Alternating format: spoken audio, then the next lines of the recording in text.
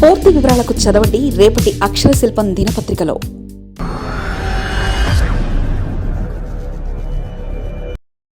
రాహుల్ గాంధీకి shock, India కూటమిలో కల్లోలం. రాహుల్ పై కాంగ్రెస్ సీనియర్ నేత మణిశంకర్ సంచలన వ్యాఖ్యలు. పశ్చిమ బెంగాల్ సీఎం మమతా బెనర్జీ. కాంగ్రెస్ సీనియర్ నేత కేంద్ర మాజీ మంత్రి మణిశంకర్ అయ్యర్ చేసిన వ్యాఖ్యలు రాజకీయ వర్గాల్లో పెనుదుమారం రేపుతున్నాయి. ముఖ్యంగా రాహుల్ గాంధీ నాయకత్వం, పార్టీ అంతర్గత వ్యవహారాలపై ఆయన చేసిన విమర్శలు చర్చనీయాంశమవుతున్నాయి. రాహుల్ గాంధీ పనితీరును ప్రశ్నిస్తూనే విపక్ష కూటమి ఇండియాకు మమతా బెనర్జీ లేదా ఎంకే స్టాలిన్ వంటి నేతలు నాయకత్వం వహించాలని ఆయన సూచించడం పార్టీలో కలకలం రేపుతోంది. ఇప్పటికే కాంగ్రెస్ పార్టీలో అసమ్మతి రాగాలు వినిపిస్తుండగా అయ్యర్ వ్యాఖ్యలతో ఆ పార్టీలో మరింత మంట రాసుకుంది.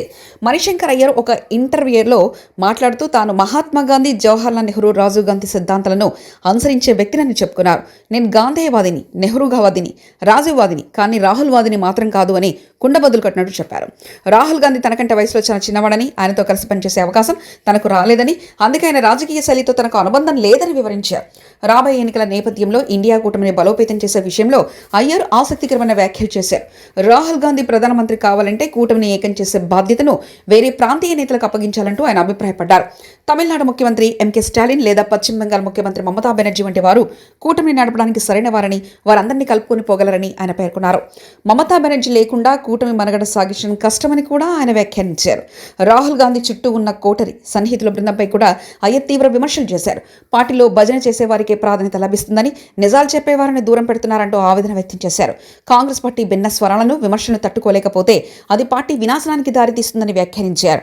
పవన్ ఖేరా వంటి వారిపై అధికార ప్రతినిధులుగా నియమించడంపై కూడా ఆయన అసంతృప్తి వ్యక్తం చేశారు.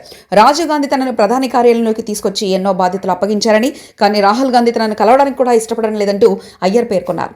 గతంలో రాహుల్ గాంధీ తనను తండ్రి స్నేహితుడిగా గౌరవించేగారని, ఇప్పుడు సంప్రదించడం లేదని ఆయన ఆవేదన వ్యక్తం చేశారు. తాను కేవలం సలహాలు ఇవ్వడానికి సిద్ధంగా ఉన్నానని, కానీ రాహుల్ గాంధీ వాటిని కోరుకోవడం లేదని అన్నారు. మణిశంకర్ అయ్యర్ చేసిన వ్యాఖ్యలు కాంగ్రెస్ పార్టీని ఆత్మరక్షణలో పడేశాయి.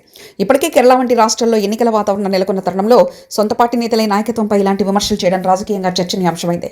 పార్టీ హైకమాండ్ ఈ వ్యాఖ్యలపై ఎలా స్పందిస్తారో వేచి చూడాలి. మరిన్ని కథనాల కోసం సబ్స్క్రైబ్ చేసుకోండి మీ అక్షర శిల్పం.